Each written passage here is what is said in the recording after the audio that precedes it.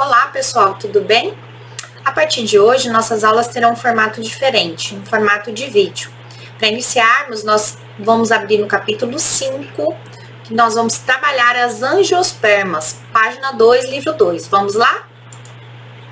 Bom, para começo de conversa, a gente precisa saber o que é, na verdade, uma angiosperma. Nós já trabalhamos as características dos grupos de plantas, né? E sabemos que as angiospermas são os primeiros grupos, é o primeiro grupo, na verdade, a apresentar as flores e os frutos. Eu fiz questão de colocar essa imagem porque na nossa cabeça, a maioria das vezes, a gente pensa lá que fruto é alguma coisa comestível.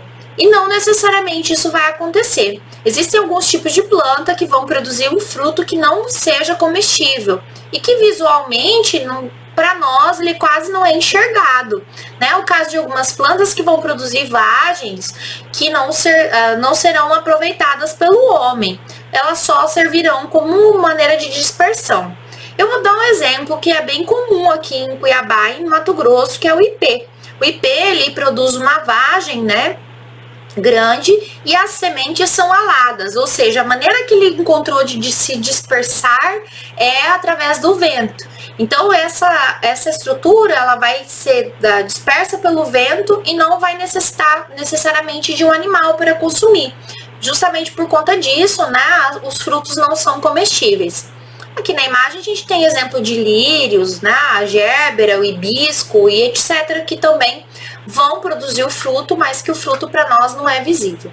Mas quais que são as características principais das angiospermas? As angiospermas são o primeiro grupo vegetal a apresentar o fruto, que é uma estrutura extremamente atrativa para os animais. Além de liberar o odor, né, o fruto, ele também acaba fazendo com que essas plantas elas sejam visitadas por determinados tipos de animais que vão carregar essas sementes para diversos tipos de ambientes.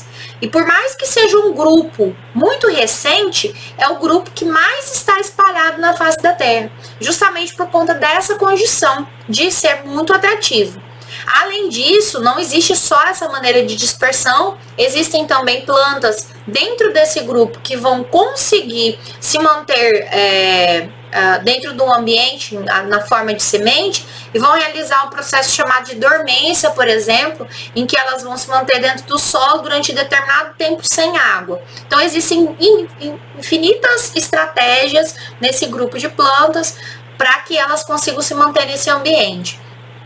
Além da estrutura do fruto, né, que é muito atrativo por conta da questão do gosto, né, e do odor, existe também as flores. As flores elas vão ser atrativas justamente porque elas liberam o odor e tem os nectários que vão ser visitados pelos insetos e pelos animais. Isso vai facilitar o processo de polinização que não acontecia no grupo da gimnosperma, por exemplo. Que lá na gimnosperma, esse grupo ele era somente polinizado através do vento. E a dispersão era bem diferente, justamente porque são poucos tipos de animais que consomem somente a semente das gimnospermas. Né? Da união dos gametas masculino e feminino, nós vamos ter então a formação de um embrião que vai se desenvolver dentro da semente, vai estar protegido, além de estar protegido dentro da semente, ele também vai estar protegido dentro do fruto. Quais que são as diferenças, então, entre as gimnospermas e angiospermas? A primordial diferença é a presença do fruto. Além disso, a gente tem a estrutura floral que vai ser muito atrativa. Então, coloquei aqui os dois exemplos para vocês, da flor e do fruto. Bom, como que as angiospermas elas vão ser classificadas?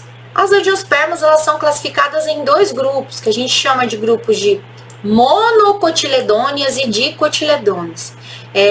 Eu coloquei aqui para vocês as imagens, para que vocês pudessem observar tanto a imagem quanto a definição.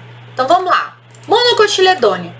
São plantas que dentro da estrutura da sua semente eu vou encontrar apenas um cotilédone. Mas o que seria o cotilédone? Se pegar o feijão, por exemplo, e abrir, eu divido o feijão em duas partes. Cada estrutura daquela ali eu tenho um cotilédone. Já no milho eu não consigo fazer isso. O milho, se eu tentar abri-lo, ele não abre, porque ele só tem um. Então, o milho é uma monocotiledônia e o feijão é uma dicotiledônia. Além disso, existem outras diferenças entre esses dois grupos. Uma das diferenças está na folha. A folha da monocotiledônia, ela tem as nervuras paralelas, uma do lado da outra. Eu enxergo essas nervuras, geralmente essas folhas elas são maiores, né? E essas nervuras elas são paralelas. Eu às vezes enxergo uma nervura central e não enxergo as laterais, né? De tão pequenas que são. Já nas dicotiledôneas, essas nervuras elas são reticuladas, né? Uma aponta para uma direção oposta da outra. Além disso, nós temos lá na estrutura do caule os feixes vasculares, né, que a gente lembra lá, os vasos condutores, xilema e floema, eles estão desorganizados na monocotiledônia. Significa que se eu abrir um tronco, por exemplo, de uma estrutura de uma monocotiledônia, eu não consigo enxergar isso microscopicamente falando, organizadamente. E já no caso da dicotiledônia, eu enxergo isso no formato cilindro, de um círculo, né? Os feixes estão dispostos um do lado do outro. Além disso, a raiz da monocotiledônia ela é do tipo fasciculada. Quando eu falo fasciculada ou cabeleira, né? Ela é um feixe de fios pequenos, vamos dizer assim, fios, né? Raiz. Já na dicotiledônia, existe uma raiz do tipo pivotante ou axial, que é aquela que ela vai ter um eixo central e fascículos laterais, né? Então, eu vou ter que encontrar lá prolongações laterais dentro de um eixo central, que é o caso lá que nós encontramos na mangueira, né? Na acerola e etc. As flores. Nas monocotiledôneas, eu tenho flores do tipo trímeras. O que são trímeras? São flores que têm 3 pétalas ou 3 sépalas e múltiplos de 3. 3, 6, 9 e assim por diante. E já nas dicotiledôneas, elas são pentâmeras, o que significa que elas vão ter 5 pétalas, 5 sépalas ou múltiplos de 5. Coloquei como exemplos para vocês aí, vocês têm o milho, né? O milho, bambu, trigo, arroz, a bananeira, o capim como monocotiledônia e o feijão, a ervilha, o ipê, a soja, né, como dicotiledônia. As plantas que nós costumamos observar em maior quantidade na mangueira, como eu falei, a acerola, a pitangueira, a jabuticabeira, elas são dicotiledôneas. Ok, o que é muito importante lembrar, dentro das angiospermas nós temos uma estrutura floral, né? Essa estrutura floral está representada em imagem, só observe que a pétala está verde, né? Necessariamente, na maioria das vezes, essa pétala ela vem colorida para servir como um atrativo. E eu coloquei aqui a estrutura floral para vocês lateralmente, como se eu tivesse cortado ao meio. A estrutura floral ela pode ser monóica ou pode ser dioica. Eu posso ter uma planta lá que tem somente a estrutura produtora do grão de pólen, que é a estrutura masculina, da antera e do filete, ou posso ter uma planta que vai produzir estigma, estilete e ovário. Ou vai produzir, vai ter, né? Essas 3 estruturas, quando estão presentes, ela significa que a planta ela tem a estrutura feminina, estigma, estilete e ovário, que é o conjunto dessas estruturas, é chamada de gineceu. E as estruturas masculinas, antera, filete, o conjunto dela é chamada de androceu. E esse conjunto, né, ele dá a estrutura masculina que carrega o grão de pólen. É o grão de pólen que vai, quando cair dentro da estrutura do ovário, né, chegar no óvulo, fazer a fecundação e gerar o embrião que vai dar origem à semente. Na próxima imagem, eu já coloquei uma imagem de um hibisco, que é uma planta extremamente comum para nós, né? Aqui as pétalas já aparecem coloridas.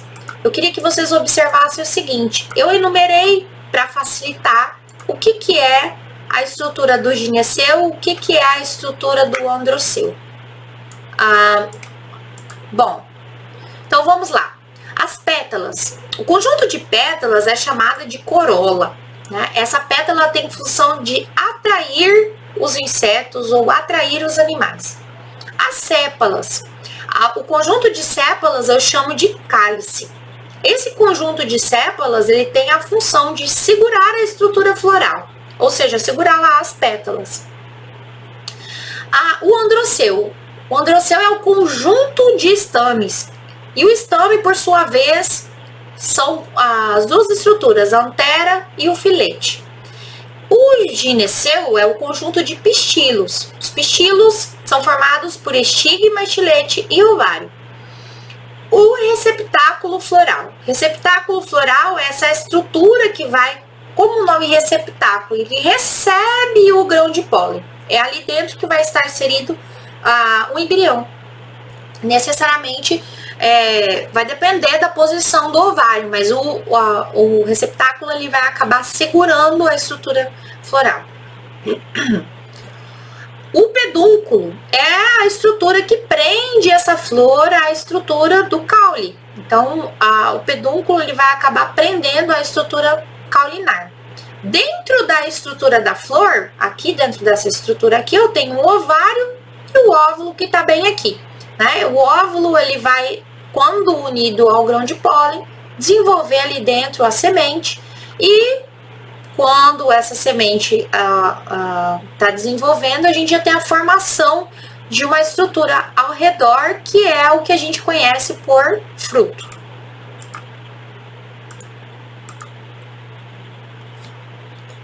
Bom, essas estruturas florais que estão aqui, não necessariamente elas acompanham a mesma estrutura que nós vimos na anterior, né? As flores elas podem ser diferentes, eu posso ter conjuntos de ovários, né? Eu tenho inflorescências, por exemplo, nas flores. Então, não necessariamente eu vou sempre ter o mesmo formato. As plantas elas têm uma biodiversidade muito grande, então eu posso ter plantas com formatos diferentes e flores diferentes.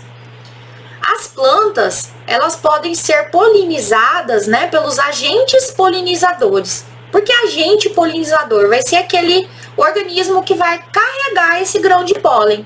Nós temos aí como exemplo a borboleta, o morcego, né, a abelha, a gente tem lá como exemplo besouros, né, coleópteros, o beija-flor por si só, e alguns outros tipos de animais que a gente poderia citar aqui. Quais são os tipos de polinização? Do milho que eu coloquei aqui é a anemofilia, que é a polinização que acontece pelo vento. A gente consegue observar a estrutura feminina e masculina. Mas por que eu sei que essa é feminina? Porque ela deu origem ao fruto. Para que o fruto aconteça, né, ele vai ser gerado dentro do ovário.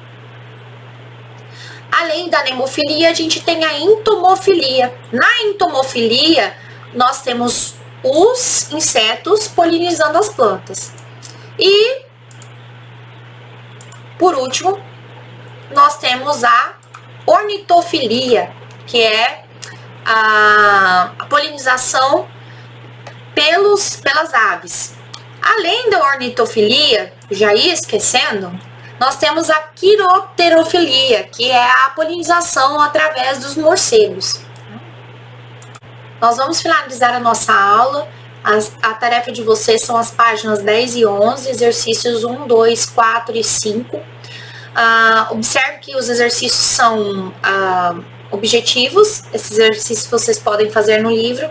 Eu vou disponibilizar o gabarito para vocês no portal. Anotem as dúvidas, muito importante, façam as anotações à medida que vocês vão acompanhando a aula. Coloque as anotações no livro, como a gente sempre faz. Qualquer dúvida, né, vocês podem posteriormente me procurar para que eu sane essas dúvidas de vocês, sem problema nenhum. Né? Fiquem com Deus e até a próxima aula.